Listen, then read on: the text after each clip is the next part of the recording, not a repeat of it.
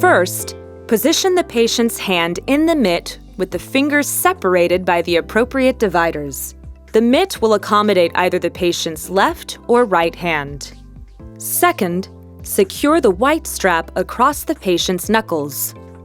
Next, position the blue foam cuff over the patient's wrist and thread the wrist strap through the plastic ring on the side of the mitt. Make sure to tighten the strap for a snug fit. If additional security is needed, place the canvas strap around the wrist and through the loops on each side of the mitt. Adjust the strap for a snug fit. Extend the strap and secure it in the desired location. Wrap the strap around a movable part of the bed frame at waist level. Bring the strap across, then behind the strap to make a loop. Bring the second strap through the first loop. Pull to tighten and tuck any excess strap out of the reach of the patient. Do not attach to the side rails.